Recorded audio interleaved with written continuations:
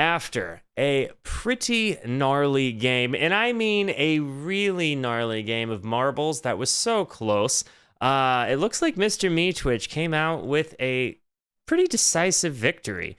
And with his victory, has requested that I listen to the Claypool Lennon Delirium Blood and Rockets Movement 1 Saga of Jack Parsons. It's a pretty long name, I'm going to be honest, and none of this I know anything about. Though I'm wondering if Les Claypool has something to do with this. Yeah, not sure. I'm not sure what I'm going to hop into here, but before I hit the play button, it's very important to me that you know that you are awesome, that you are valuable, that you are important, that you matter, that you are deserving of love, and that I am abundantly grateful for even a moment of your time. If you like what you see, feel free to hit the like and the subscribe button. It goes a long way to help me out. If you really like what you see, leave a comment. I'd love to hear from you. Or join us on Twitch. Those people over there are actually the best people. They just want you to know that you're awesome, valuable, that you matter, and listen to good music with you. And so do I. Guys, without further ado, let's check out the Claypool Lennon Delirium, which, as chat tells me, is a duo of Les Claypool from Primus and Sean Lennon, John Lennon, and Yoko Ono's son. Thank you, guys. Feel free to continue to give me context. Ooh.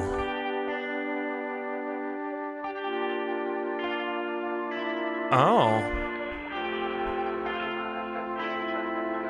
Wow.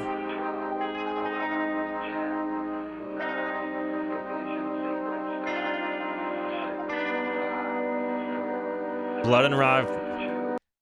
Movement 1, Saga of Jack Parsons. Movement 2, To the Moon. Wait, To the Moon? As in, like, also the moon? Huh.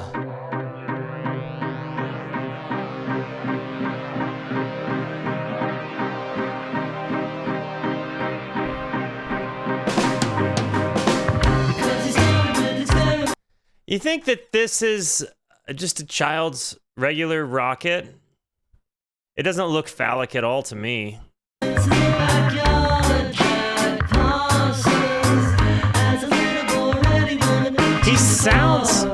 He sounds like Lennon.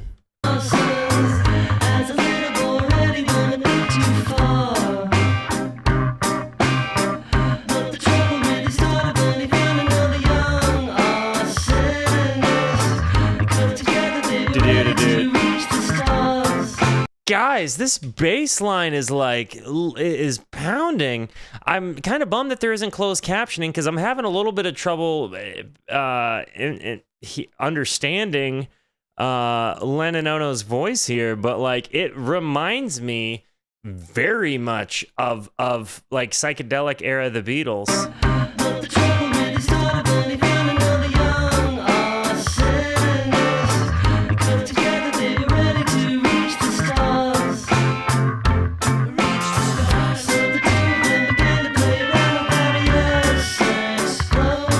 So that also sounded like out of tune a little bit, like intentionally, like not in key. Like I'm so nervous to say the word dissonant now after listening to Fish, but I gotta say this sound was intentionally kind of eerie, and I feel like it's because it was not maybe in the same key or tune. Okay, so I'm not the only one that thought the rocket was sus either.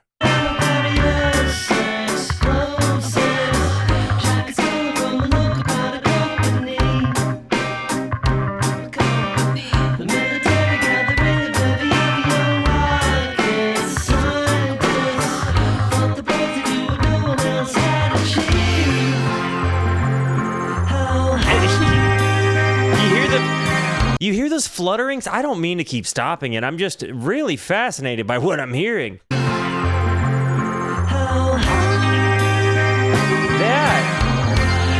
The synth work. This isn't Magical Mystery Tour.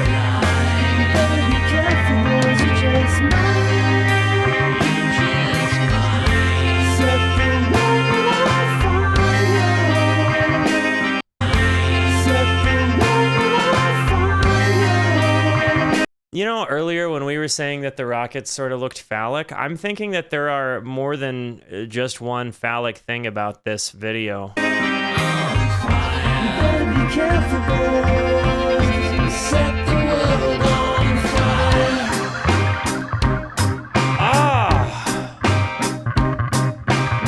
So Jack became a loyal follower of Mr. Alistair Crowley. It's kind of like the Beatles meant like a Tame Impala song, and like Les Claypool played bass. You know, like I can't really say that this sounds.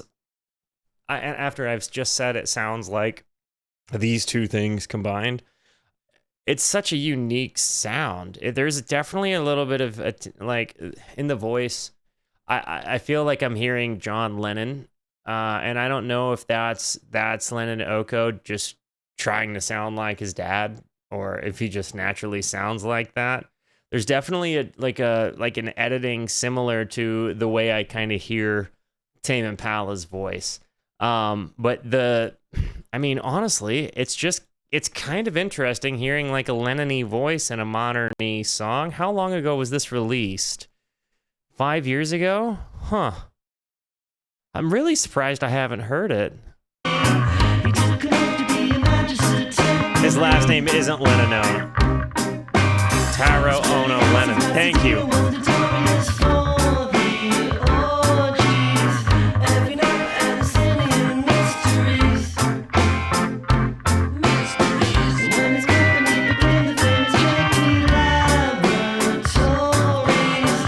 Somebody send me a lyric link, would you?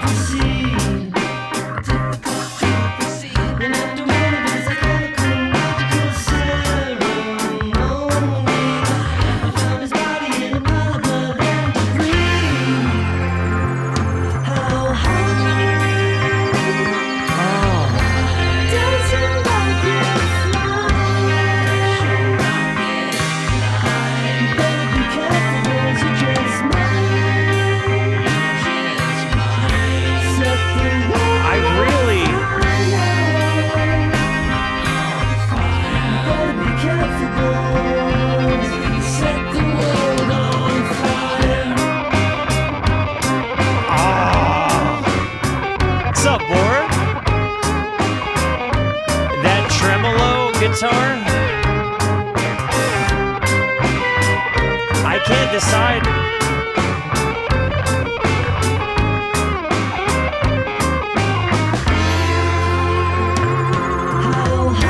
Okay, now that the solo is over, I want to go back and revisit the solo. And the reason, there's a couple of things. Like, I don't know if I'm hearing a tremolo pedal or if he turned up the tremolo or the vibrato setting on his amplifier.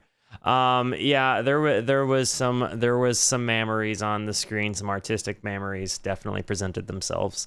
But that kind of lead here, there's such a psychedelic influence, but again, hearing like Claypool's bass lines it separates it from kind of modern like computer indie psychedelic rock. You know what I mean? Like it's definitely just it feels like such a strong bass line for this type of music. The bass line really stands out louder than everything else. But I really like the way that this guitar solo happens with these synth fills. Like the ambience and soundscape of this whole thing is just nice. Set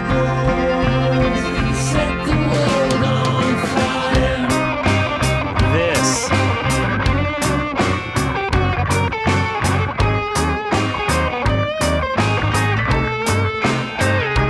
It almost feels like it's compressed with like a small amount of fuzz on it.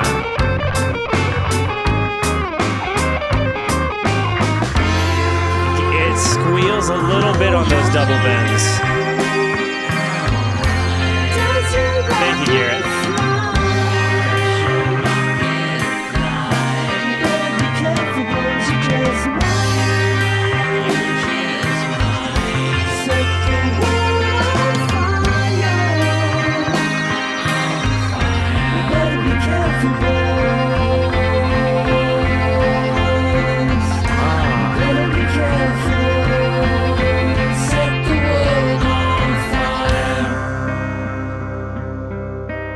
want to check these lyrics out that Garrett sent. So, okay, because he started his experiments in the backyard, Jack Parsons, as a little boy, rarely let it go too far. But the trouble really started when he found another young arsonist, because together they were ready to reach the stars. So the two of them began to play around with various explosives Jack had stolen from a local firework company. The military gathering observed the other young rocket scientists, though thought the boys would do what no one else had achieved. How high does your rocket fly? You'd better be careful, boys. You just might set the world on fire. So Jack became a loyal follower of Mr. Aleister Crowley. Wow. Okay. Took a page out of Jimmy Page's book there. He took an oath, which, by the way, if you didn't know, that's the guy that's like frequently credited with being the founder of like the Satanist church or like mysticism, things like that. I'm sure maybe I'm just explaining, preaching to a choir here, but he took an oath to be a Magister Templi. His family house in Pasadena was notorious for the orgies every night, Abyssian mysteries. Man, this is kind of taking a crazy turn. And when his company proclaimed that they must make real laboratories, his reputation made it difficult to proceed, and after one of his alchemical magical ceremonies, they found his body in a pile of blood and debris. How high does your rocket fly? You'd better be careful. Okay, wow.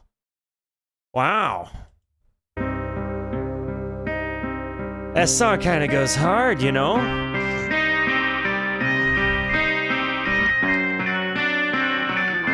Yeah, Boar. This is apparently Les Claypool and John Lennon's son with Yoko Ono.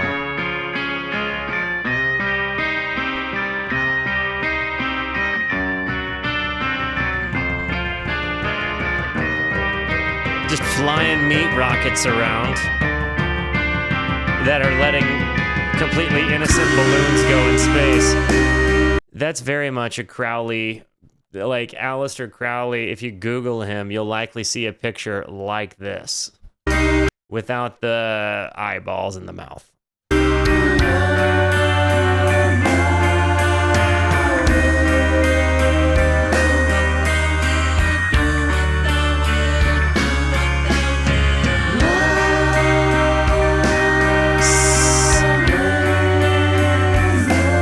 It's almost like seeing, I don't know if you've ever done DMT, but if you have,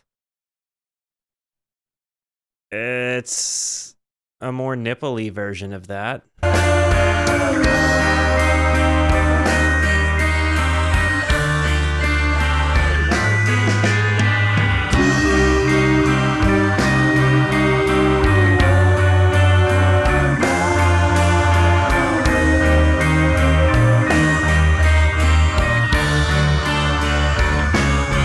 This has such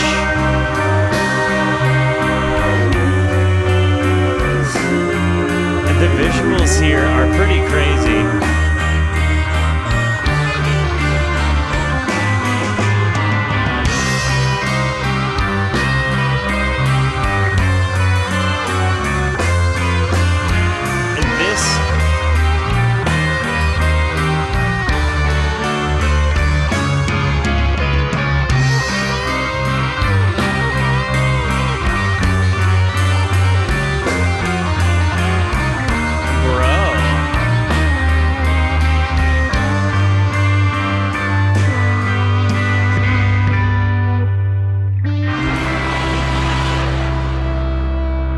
This was absolutely bonkers.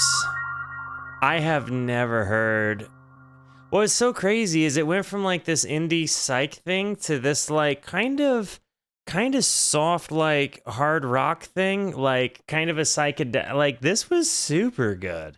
I'm sorry to everybody that got weird when I paused it at like the DMT nipples, but like it just. If I see DMT nipples, I'm gonna comment on the fact that I see DMT nipples. Okay, I've earned that. I didn't